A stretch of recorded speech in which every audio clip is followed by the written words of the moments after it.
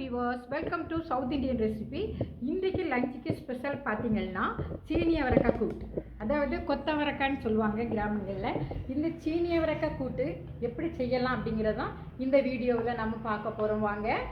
கொத்தவரக்காய் கூட்டு செய்கிறதுக்கு முதல்ல கொத்தவரக்காவை நல்லா க்ளீன் பண்ணி எடுத்துக்கிடணும். இந்த கொத்தவரக்காவை எப்படி க்ளீன் பண்ணணும்னா கத்தியெல்லாம் வைக்க வேண்டாம். இப்படி ரெண்டை ஒடிச்சாலும் இந்த சைடில் உள்ள நரம்பு மாதிரி உள்ள நார் வந்துடும். இப்படி நம்ம கொத்தவரக்காய் அப்படி க்ளீன் பண்ணும்போது அதை உப்பு, கல் உப்பு போட்டு, அந்த கல் உப்பில் தான் பொதுவாகவே காய்கறிகளை நம்ம சுத்தம் பண்ணும்போது என்ன பண்ணணும்னா அதை கல் உப்பு போட்டு தண்ணியில் தான் க்ளீன் பண்ணணும். அப்போ தான் அது நல்லாயிருக்கும். இப்போ இந்த கொத்தவரக்காய் எல்லாத்தையும் இப்படி எடுத்து இதை க்ளீன் பண்ணி எடுத்துக்கலாம். இனி இது எப்படி செய்யலாங்கிறத பார்க்கலாம். இன்றைக்கி பார்த்திங்கன்னா முழுக்க எங்கள் ஏரியாவில், எங்கள் கிராமத்தில் எப்படி இந்த கொத்தவரங்காவை, அதாவது சீனி அவரைக்காய்னு சொல்லுவோம் நாங்கள், அதை எப்படி கூட்டு வைப்போமோ அதை போல் தான் கூட்டு வைக்க போகிறேன். அதுக்காக ஒரு பாத்திரத்தில் நான் 1 டேபிள் ஸ்பூன் எண்ணெய் சேர்த்துக்கேன். ரொம்ப எண்ணெய் சேர்க்கக்கூடாது. எப்போவுமே காய்கறிகளுக்கு கிராமங்களில் பார்த்திங்கன்னா எண்ணெய் அதிகமாக சேர்க்க மாட்டாங்க. நான் இன்றைக்கி 1 டேபிள் ஸ்பூன் தேங்காய் எண்ணெய் சேர்த்துருக்கேன். இப்போ பார்த்திங்கன்னா எண்ணெய் சூடாகட்டும். சூடான உடனே நம்ம கொஞ்சம் கடுகு போடலாம். கடுகு பொரியட்டும். கடுகு நல்லா பொரியணும். பொரிஞ்சால் தான் நல்லாயிருக்கும். இப்போ பார்த்திங்கன்னா இதில் கடுகு பொரிஞ்சிட்டு நம்ம இதில் கொஞ்சமாக கருவேப்பிலை சேர்த்துக்கலாம். இல்லை, இப்போ நம்ம என்ன பண்ண போகிறோம், இந்த கொத்தவரக்காயை இதில் நம்ம சேர்த்துக்கலாம். இந்த எண்ணெயில் லைட்டாக திரட்டி விடலாம்.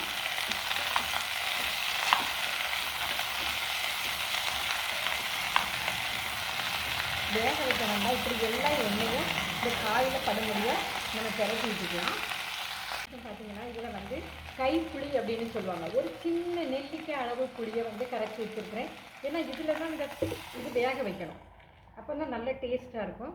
இப்போ இது கைப்புளின்னு சொல்லுவாங்க. நம்ம ஒரு சின்ன நெல்லிக்காய் அளவு புளியை கரைச்சி இது வேகிற அளவுக்கு தண்ணி சேர்த்து நான் வச்சுருக்கேன். எப்போவுமே கொத்தவரக்காய் குழம்பு கூட்டு வைக்கும்போது அது நல்லா வேகணும். இப்போ இதுக்கு மூடி போட்டு இதை நல்லா வேக வச்சிடலாம். அதுக்குள்ளாடி அது வேகிறதுக்கு முன்னால் நம்ம இதுக்கு ஒரு மசாலா ரெடி பண்ணிடலாம். பார்த்திங்கன்னா கிராமத்து சமையல் அப்படின்னு சொல்லுவாங்க. கிராமத்து சமையலில் பார்த்திங்கன்னா அவங்க எப்போயுமே தேங்காய், ஜீரகம், உள்ளி, வத்தல் இல்லைன்னா மிளகாய் சேர்த்து அரைப்பாங்க. அதிகமாக மசாலாக்களை சேர்க்க மாட்டாங்க. இப்போ இதை நம்ம நல்லா அரைக்கக்கூடாது, குறகுறப்பாக அரைச்சி எடுத்துக்கலாம். இதோட மஞ்சள் பொடியும் சேர்த்துக்கணும். இப்போ பார்த்திங்கன்னா காய் நல்லா வெந்து வருது. நம்ம இப்போ இதுக்கு தேவையான உப்பை சேர்த்துக்கலாம். அதிகமாக இருக்கக்கூடாது. கரெக்டான உப்பை சேர்த்து உப்பு நல்லா பிடிக்கட்டும். காயில் மூடி போட்டுடலாம். கொஞ்சம் வேகட்டும், ஒரு 3 மினிட்ஸ். இப்போ பார்த்திங்கன்னா உப்பு காய்கள்லாம் நல்லா பிடிச்சிருக்கும். இப்போ நம்ம இதில் மசாலாக்களை சேர்த்துக்கலாம். மசாலா ரொம்ப நல்லா அரைக்கக்கூடாது, குறகுறப்பாக அரைச்சி வச்சுருக்கிறேன். அதை இதில் சேர்த்துக்கலாம். சேர்த்து இந்த காயோட நல்லா மிக்ஸ் பண்ணுவோம்.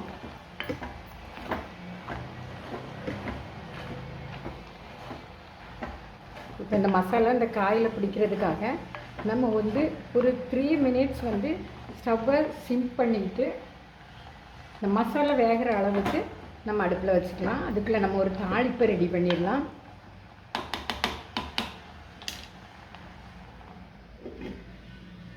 தாளிப்பு ரெடி ஆகிடுச்சு. அதாவது இதில் எண்ணெய், கடுகு, அப்புறம் பார்த்திங்கன்னா கருவேப்பிலை. இப்போ நம்ம இதை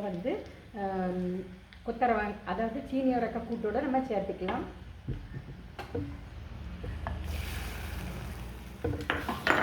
நல்லா கிளறி விட்டுக்கலாம். அதாவது கிராமங்களில் எதுக்காக மண் சட்டியில் எல்லா கூட்டுகளும் வைக்கிறாங்கன்னா சீக்கிரமாக கெட்டு போகாது. அதை விட இந்த கொத்தவரங்காய்க்கு நம்ம கொஞ்சமாக புளி சேர்க்கும்போது இன்னும் டேஸ்ட்டாக இருக்கும். இந்த கூட்டு அடுத்து சப்போஸ் இன்றைக்கி தீரலை அப்படின்னா கூட இந்த சட்டியில் நம்ம வச்சிட்டோம்னா கெட்டு போகாது. நைட்டு லைட்டாக கிராமத்தில் பார்த்திங்கன்னா நைட்டில் லைட்டாக சூடாக்குவாங்க. சூடாக்கி போட்டாங்கன்னா அடுத்த நாள் காலையில் வேலைக்கு போகிறவங்க, தோட்டங்களுக்கு போகிறவங்கெல்லாம் இதை எடுத்து வச்சு கொண்டு போயிடுவாங்க. இது டேஸ்டானதும் கூட. இது நல்லா சாப்பிட்றதுக்கு ரொம்ப டேஸ்ட்டாக இருக்கும். சாதத்தோட பிசைஞ்சு சாப்பிட்றதுனாலோ, சைட் டிஷ்ஷாக வச்சு சாப்பிட்றதுனாலும் ரொம்ப அழகாக இருக்கும். அது மாதிரி கஞ்சிக்கு கூட்டாக வச்சு சாப்பிட்றதுக்கும் நல்லாயிருக்கும். இதை உங்கள் வீடுகளில் செய்து பாருங்கள்.